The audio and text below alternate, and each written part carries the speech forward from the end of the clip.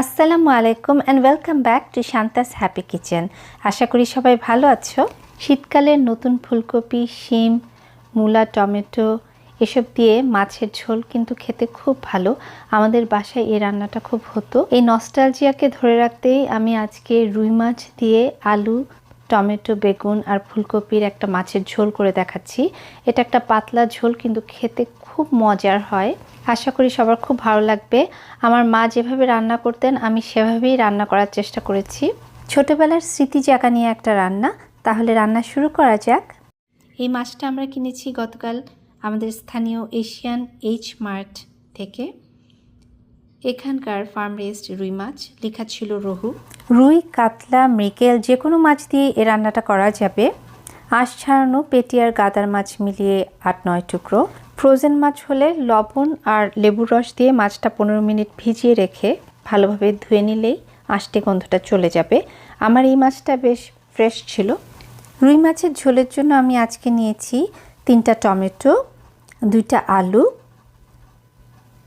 পেঁয়াজ কলি বা পেঁয়াজ পাতা, 4-5 কোয়া রসুন, 3-4টা আস্ত কাঁচামরিচ সুঘ্রাণের জন্য, ধনে পাতা, বেগুন দেব 4টা। আর এই ফুলকপিটা আমার খুব পছন্দের। এটা তাইওয়ানিজ ফুলকপি। রান্না করলে এটার টেক্সচার খুব ভালো লাগে। এই ফুলকপি থেকে অর্ধেকটার মতো মাছের তরকারিতে ব্যবহার করব। ভালোবেসে আমাকে অনেকেই অমূল্য সব উপহার দেন। এই মাসকলাই ডালের বড়িগুলো আমার এক পেশেন্ট বাংলাদেশ থেকে নিজের হাতে বানিয়ে আমার জন্য নিয়ে এসেছেন। এখান থেকে 7-8টা বড়ি আমি আজকে মাছের তরকারিতে ব্যবহার করছি। বাংলাদেশের নদীর মাছ, পুকুরের মাছ ভাজতে হয় না, তাজা মাছ কখনোই ভাজতে হয় না, কিন্তু আমরা এখানে তাজা মাছ পাই না। এজন্য আমি একটু ভেজে নিচ্ছি। লবণ দিয়ে, হলুদ দিয়ে মাছগুলো একটু ভেজে নেব। সামান্য হলুদ আর লবণ দিয়ে মাছগুলো ভালোভাবে মেখে 15 মিনিট রেখে দিচ্ছি। এরপর ডুবো তেলে ভেজে নেব। এভাবে হালকা ভেজে মাছ রান্না করলে মাছের ঝোলটা খেতে ভালো লাগে আর মাছটা ভেঙেও যায় না। মচমুচে ভাজা যাবে না, প্রতি পিঠ শুধু 3 থেকে 4 মিনিট ভেজে আমি উঠিয়ে নিচ্ছি। মাছ তেলে ছাড়ার আগে তেলটা খুব ভালোভাবে গরম করে নিতে হয়। তাছাড়া তেল দেওয়ার আগে কড়াইয়ের মধ্যে সামান্য লবণ দিলে মাছের তেল ছিটে না, মাছগুলো ভেঙেও যায় না।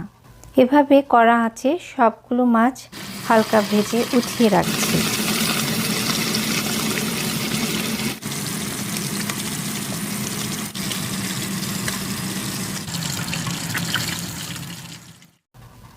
মাছের ঝোলের জন্য আমি সবগুলো তরকারি বেশ বড় বড় করে টুকরো করে নিয়েছি এবং লম্বা করে কেটে নিয়েছি। মাছের আলু আমি সবসময় লম্বা করেই কাটি, টমেটোও তাই। আমি ছোট বেগুন ব্যবহার করেছি, মাঝারি বা লম্বা বেগুনও ব্যবহার করা যাবে। সব সবজি একটু লম্বাটে করে কেটে নিলেই সুন্দর দেখাবে এবং একই সাথে সেদ্ধ হবে। রান্নার আগে আলু আর বেগুন কেটে পানিতে ডুবিয়ে রাখলে কালো কালো দাগ হবে না। এটা সহজিয়া রান্না, খুব সামান্য এবং সাধারণ মশলা ব্যবহার করা হয়। আমি এখানে পেঁয়াজ কুচি নিয়েছি 1.5 কাপ, 4-5 কোয়া রসুন মিহি কুচি করে নিয়েছি, পেঁয়াজ কলি 1 ইঞ্চির মতো কেটে নিয়েছি 1 কাপ। এটা রান্নার শেষ দিকে ব্যবহার করব। মূল রান্নায় যাওয়া যাক। যে পাত্রে রান্না হবে সেখানে 2 থেকে 3 টেবিল চামচ রান্নার তেল গরম করে প্রথমে ডালের বড়িগুলো সামান্য বাদামি করে ভেজে নেব।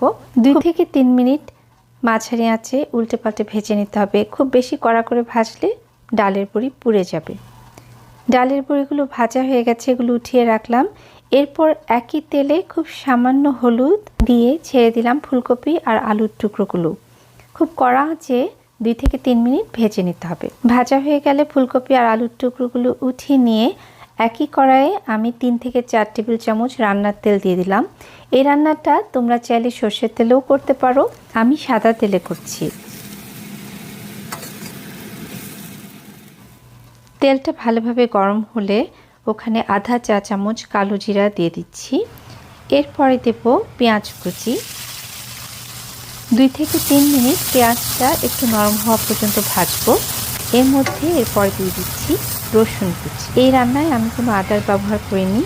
রসুন কুচির পরিবর্তে 1 চা চামচ রসুন বাটাও ব্যবহার করা যাবে। দিয়ে দিচ্ছি 1.5 চা চামচ হলুদ গুঁড়ো, 1 টেবিল চামচ কাশ্মীরি লাল মরিচের গুঁড়ো, উঁচু করে 1 টেবিল চামচ লাল মরিচ গুঁড়ো এবং 1 টেবিল চামচ ধনিয়া গুঁড়ো। আমাদের বাড়িতে তাজা মাছ রান্নার সময় আমার মাকে কখনো জিরা বা আদার ব্যবহার করতে দেখিনি। স্বাদ মতো লবণ দিতে হবে। আমি আপাতত 1 চা চামচ লবণ দিলাম।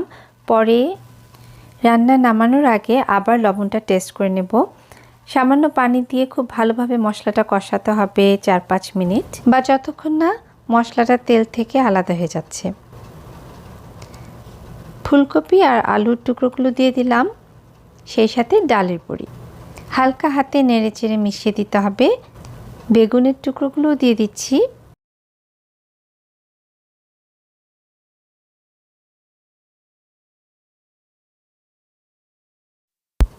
ঝোলের জন্য স্বাদ মতো গরম পানি ব্যবহার করতে হবে। আমি এখানে 2 থেকে 3 কাপ গরম পানি দিলাম। এটা পাতলা ঝোলের রান্না, যার যার স্বাদ অনুযায়ী পানি কম বা বেশি করা যেতে পারে। তবে এই রান্নার প্রধান আকর্ষণই কিন্তু এই মাছের ঝোল, খেতে খুব মজার হয়। ঝোলটা ফুটে ওঠার জন্য 2 মিনিট হাই হিটে রান্না করব। ঝোলটা ফুটে উঠলে খুব সাবধানে মাছের টুকরোগুলো বিছিয়ে দিতে হবে। এরপর হালকা হাতে একটু নেড়েচেড়ে ঢাকনা দিয়ে আবারও রান্না করব 4-5 মিনিট। সাবধানে নাড়তে হবে যেন মাছের টুকরোগুলো ঝোলের মধ্যে একটু ডুবে যায় অথচ না ভাঙে। এ পর্যায়ে টমেটোগুলোও দিয়ে দেব যেন একসাথে সুন্দরভাবে সিদ্ধ হয়।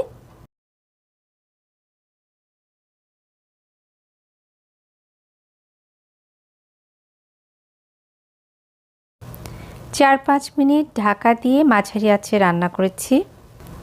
রান্নাটা প্রায় শেষের পথে। আমার কাছে মনে হচ্ছে আরেকটু লবণ লাগবে, ওটা আমি অ্যাডজাস্ট করে দিলাম। সেই সাথে 4-5টা আস্ত কাঁচামরিচ সুঘ্রাণের জন্য দিলাম। আরও দিচ্ছি পেঁয়াজকলি। পেঁয়াজকলি দেওয়ার ফলে এই মাছের ঝোলে একটা মিষ্টি ভাব চলে আসে, স্বাদ অনেক গুণে বেড়ে যায়। এটা কিন্তু স্কিপ করা যাবে না। এরকম মাছের ঝোলে আমার মা কাঁচা মটরশুঁটি ব্যবহার করতেন, খেতে খুব ভালো লাগতো। আমার কাছে এই মুহূর্তে নেই। চুলা বন্ধ করার আগে 1 মুঠো ধনেপাতা কুচি ছিটিয়ে নিচ্ছি। এরপরে ঢাকা দিয়ে 2 মিনিট রেখে দিয়েছিলাম। আমার রান্নাটা হয়ে গেছে। আলু, ফুলকপি, টমেটো সব আস্ত আছে অথচ খুব সুন্দরভাবে সেদ্ধ হয়ে গেছে। এবারে পরিবেশনের পালা। গরম গরম সাদা ভাত দিয়ে এই তরকারিটা খেতে যে কি মজার।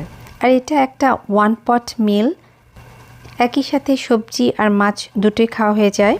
রান্নাটাও খুব সহজ, যে কোনো মিঠা পানির মাছ দিয়েই ভালো লাগবে। ডালের বড়ি আমার খুবই পছন্দ। রান্নাটায় যে কি মিষ্টি একটা ঘ্রাণ আসছে কি বলবো। শীতকালে আমাদের বাসায় যখন নতুন ফুলকপি, শিম, টমেটো দিয়ে কোনো তরকারি রান্না হতো, সেই দিনের কথাগুলো মনে পড়ে যাচ্ছে। তোমরা ট্রাই করে দেখো, আর ভালো লাগলে অবশ্যই জানিও। ভিডিওটা ভালো লাগলে লাইক, কমেন্ট আর শেয়ার করতে ভুলো না। আর সাবস্ক্রাইব করে পাশে থেকো কেমন। সবাইকে অনেক অনেক শুভেচ্ছা।